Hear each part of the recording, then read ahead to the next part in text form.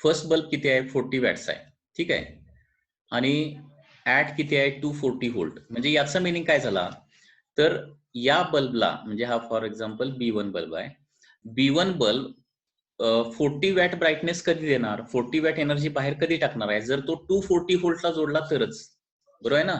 आणि 60 वॅटचा जो बल्ब आहे, ओके, त्याचं पण रेटिंग काय दिलंय 240, म्हणजे असं ते रेटिंगच दिलेलं असते 60 वॅट ऍट 240 व्होल्ट, म्हणजे 240 व्होल्टला जर जोडला तरच तो 60 वॅटचा ब्राईटनेस देणार. लक्षात येतंय, बल्ब B2.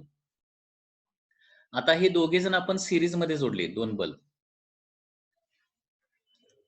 बल्ब सिरीज मध्ये जोडले, आणि कितीला जोडायचं आहे, पुन्हा एकदा 240 व्होल्टला जोडायचं आहे.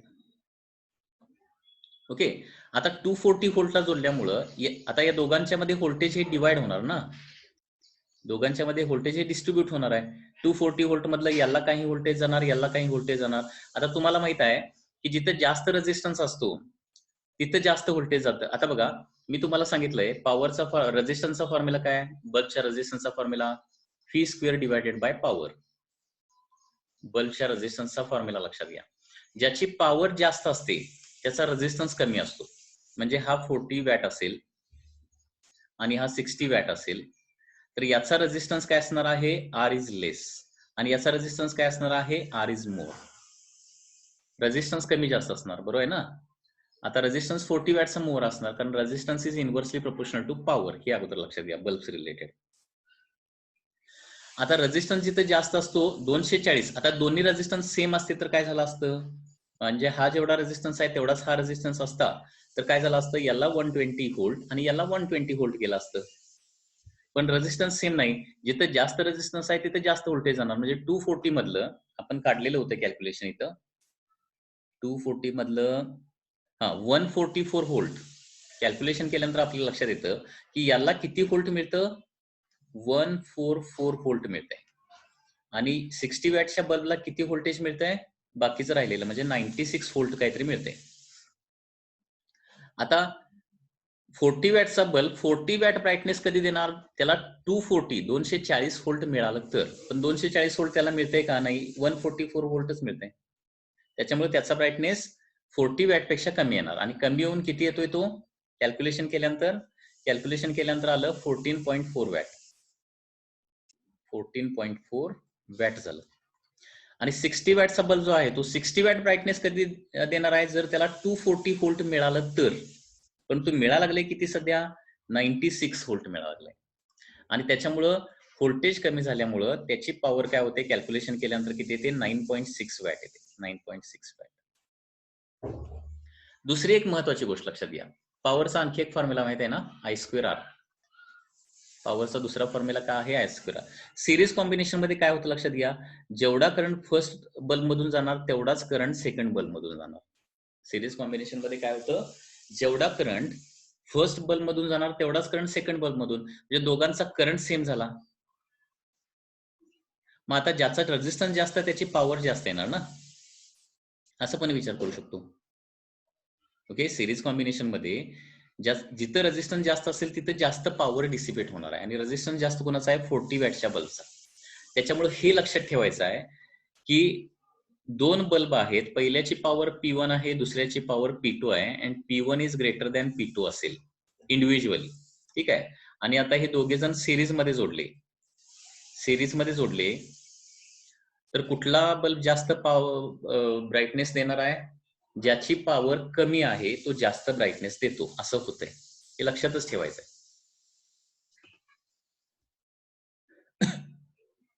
एक क्वेश्चन विचारतो म्हणजे तुम्हाला लक्षात येईल. एक क्वेश्चन बघा पुन्हा एकदा. There are three bulbs. There are three bulbs arranged as shown in figure. As shown in figure. अगोदर तिन्ही बल्बचं रेटिंग लेतो. B1 40 watt at 240 volt. B2 60 watt at 240 volt. and B3 नाही, B1 आणि B2 दोनच आहे, किंवा B3 पण घेऊया. B3 आहे 40 watt at 240 volt.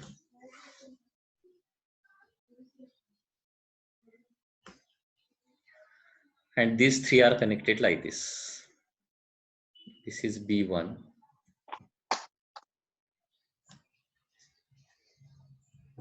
This is B2. This is B3.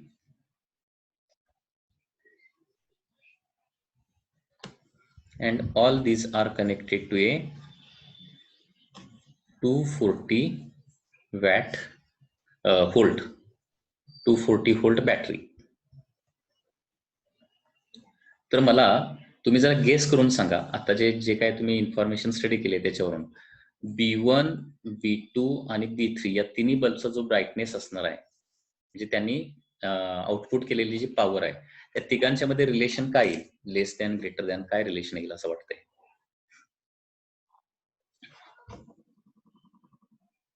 सगळ्यात जास्त ब्राईटनेस कोण देणार, सगळ्यात कमी ब्राईटनेस कोण देणार, काय वाटतंय तुम्हाला?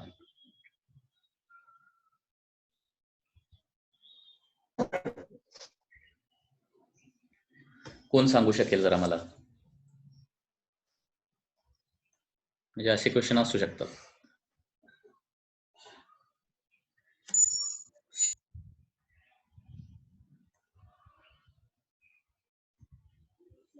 कोण सांगते? मानसी पाटील सांग बघूया.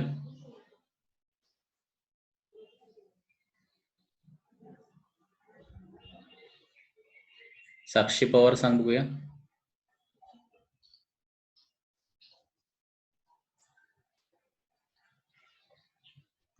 Sir B1.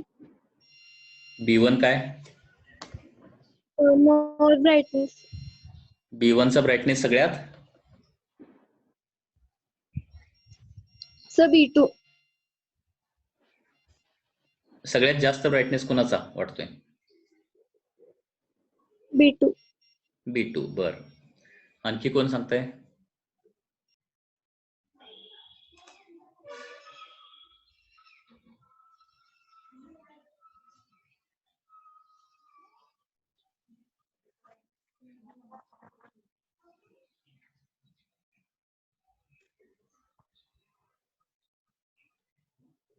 Sir B1 sir. B1. B1 का?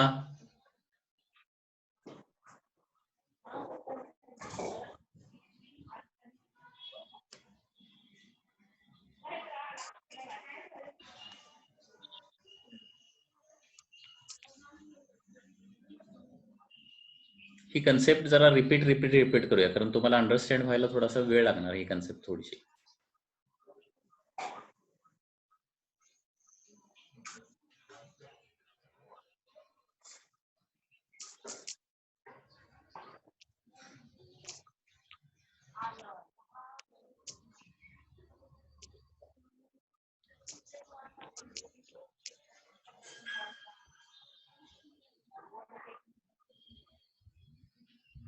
हे बघा, याचा आन्सर काय येणार? तर हा सगळ्यात जास्त ब्राईटनेस जो आहे तो B1 या बल्बचा असणार आहे. त्याच्यानंतर नेक्स्ट ब्राईटनेस असणार आहे B3 या बल्बचा, आणि सगळ्यात कमी ब्राईटनेस असणार आहे B2 या बल्बचा. So this is the correct answer.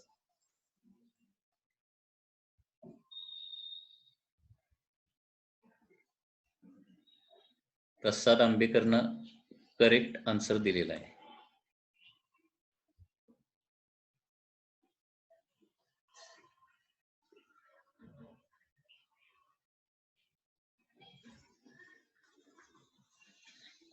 याचं रिझन मी तुम्हाला सांगतो. हे बघा, निगेटिव्ह टर्मिनल सपोज हे 0 व्होल्टला आहे. ओके, पॉझिटिव्ह टर्मिनल किती आहे? 240 व्होल्टला आहे.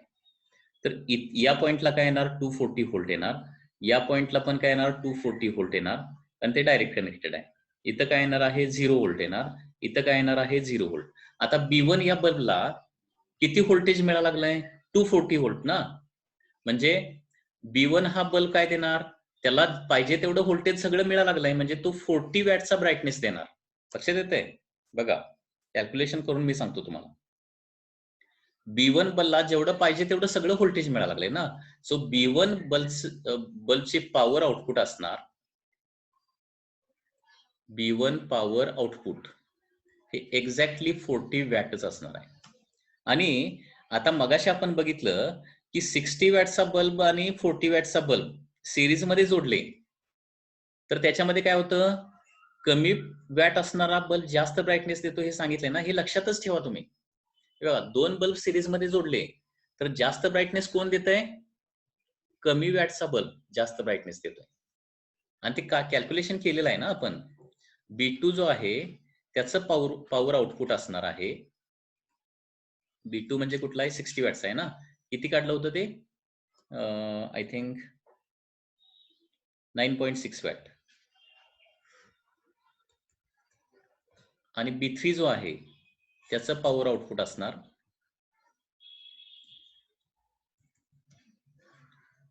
B3 च 14.4 वॅट.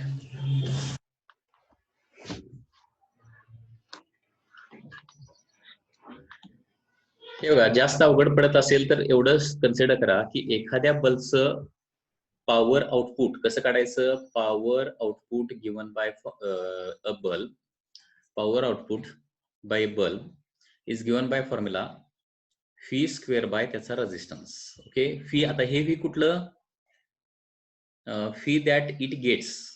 ओके, त्याला त्या सर्किट मध्ये जोडल्यानंतर मिळणारं व्होल्टेज घ्यायचं आहे. लक्षात आलं.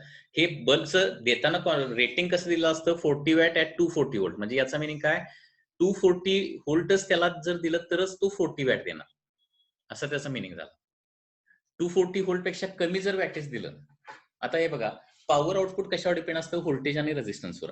बल्बचं काय कॉन्स्टंट असणार आहे, बल्बचा रेझिस्टन्स कॉन्स्टंट असणार आहे. मग व्होल्टेज जर कमी जास्त केलं तर त्यांना दिलेली पॉवर जी आहे ती कमी जास्त होणार ना.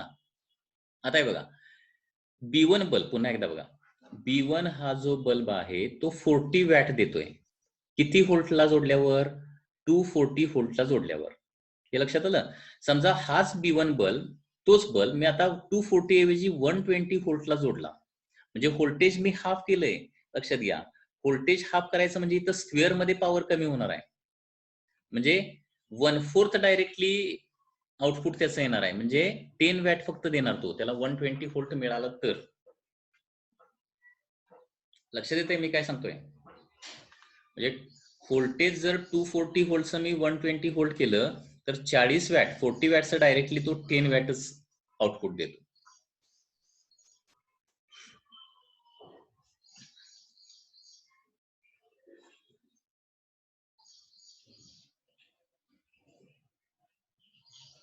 लक्षात येते ना.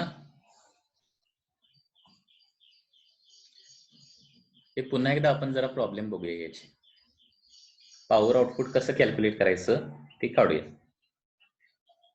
पुन्हा एकदा दोन बल्ब सिरीज कॉम्बिनेशन मध्ये घेऊया. 2 bulbs.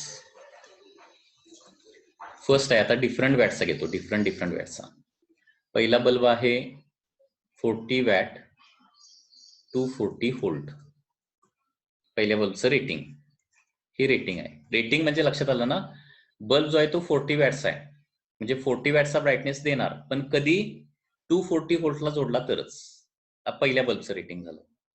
Second bulb 60 watt at 180 volt. म्हणजे सेकंड बल्बचा मिनिंग काय झाला, तो 60 वॅट आउटपुट देणार, पण कधी 180 व्होल्टला जोडला तरच. दुसरी पण महत्वाची गोष्ट इथे आहे, ती गोष्ट काय, 40 वॅटला जास्तीत जास्त 240 व्होल्ट चालतंय, हे पण त्याचा मिनिंग होतो.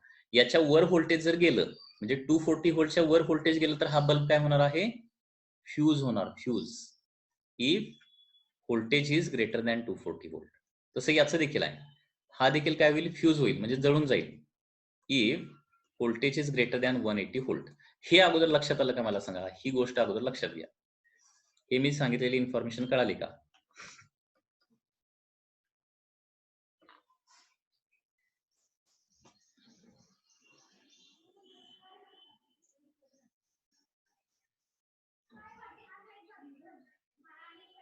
हा, आता हे दोघे सिरीज मध्ये मी जोडणार आहे.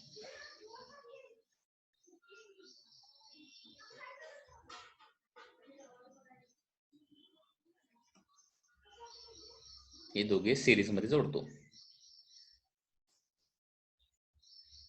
आणि कितीला जोडतो? 200 व्होल्टला जोडतो. 200 नको, 300 व्होल्ट. 300 व्होल्टला जोडतो सिरीज मध्ये. 1 नंबर 2 नंबर. आता बल्ब नंबर 1 किती पॉवर आउटपुट देणार? कारण लक्षात घ्या, बल्ब 1 40 वॅट कधी देतो? त्याला 240 व्होल्ट मिळालं तर. आता 300 व्होल्ट मधलं त्याला किती मिळते ते काढायला पाहिजे ना अगोदर आपल्याला. बरोबर आहे ना मी काय सांगतोय?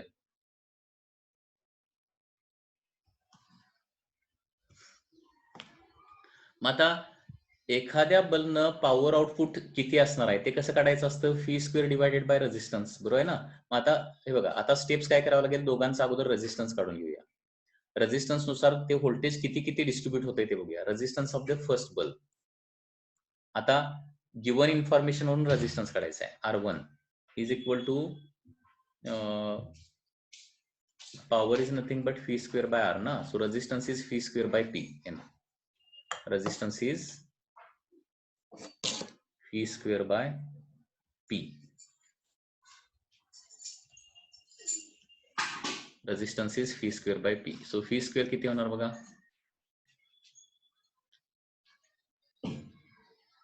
240 into 240 divided by power त्याची आहे 40. 240 into 6. हो, 240 into 6 ओहम हा पहिल्याचा रेझिस्टन्स. दुसऱ्याचा रेझिस्टन्स बघा, phi स्क्वेअर बाय P म्हणजे 240 सॉरी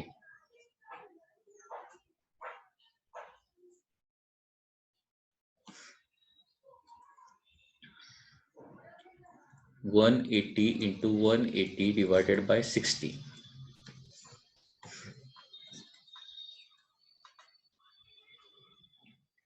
180 into 3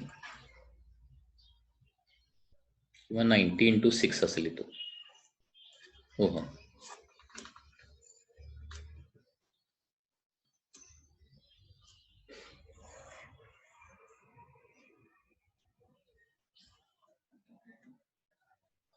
R1 R2 झाला.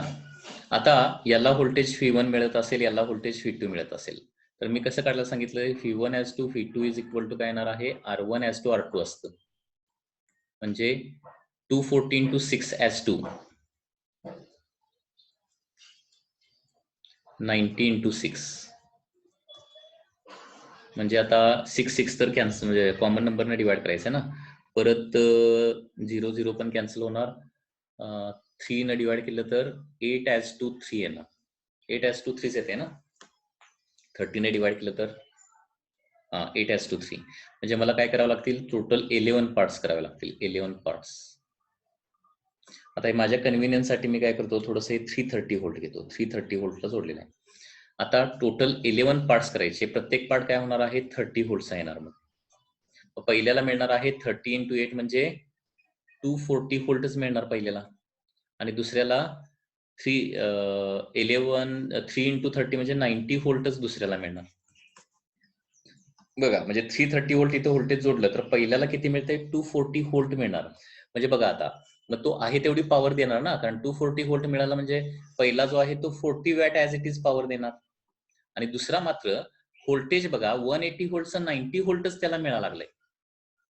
लक्षात येतंय? 90 व्होल्ट मिळायला लागलाय. आता व्होल्टेज हाफ केलं तर पॉवर आउटपुट 1/4 होतंय, म्हणजे हे 15 वॅटच देणार. 15 वॅट. म्हणजे ऍक्च्युअली इंडिव्हिज्युअली जोडला, सेपरेट जोडला 180 व्होल्टला तर 60 वॅट देणार आहे. परंतु या सिरीज कॉम्बिनेशन मध्ये मात्र काय होतोय? तो 15 वॅट देतोय. 15 वॅट. आता हे व्होल्टेज 330 ऐवजी 360 केलं असतं तर काय झालं असतं? सांगू शकेल कोण? सपोज हे जोडलेलं व्होल्टेज जे आहे 330 ऐवजी 360 जर दिलं असतं तर काय झालं असतं? कोण इमॅजिन करू शकेल?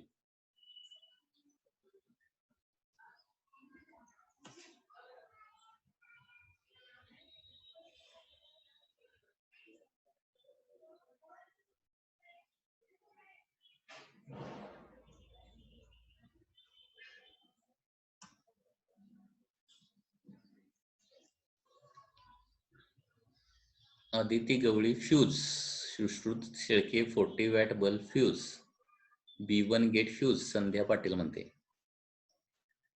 बरोबर आहे.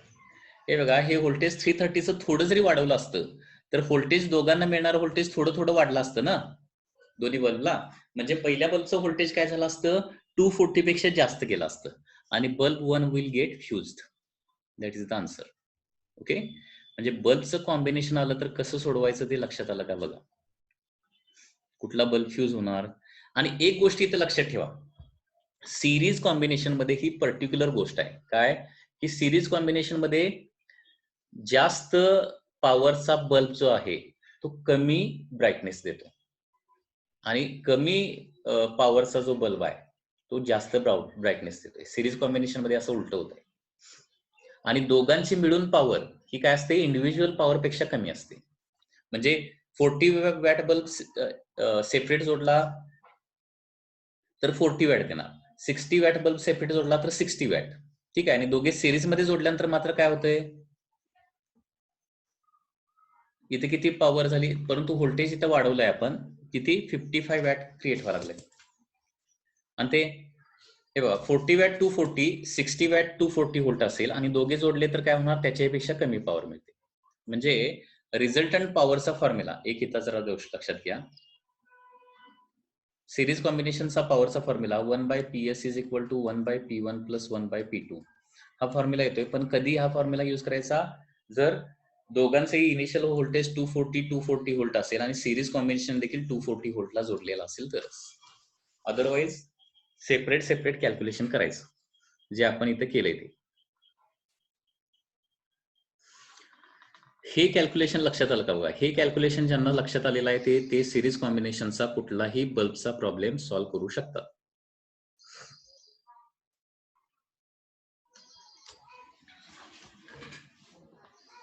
आता एक क्वेश्चन देणार आहे, एक 5 मिनिट्सचा तुम्हाला वेळ देणार आहे आणि तो क्वेश्चन तुम्ही सॉल्व्ह करायचा आहे. ओके,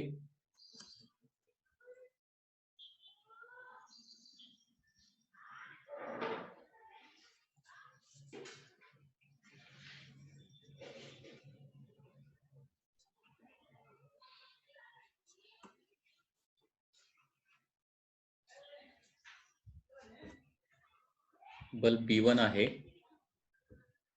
40 वॅट 200 व्होल्ट, B2 आहे 50 watt 200 volt, 1 and 2. Now they are connected in series to 400 volt. What is the power output?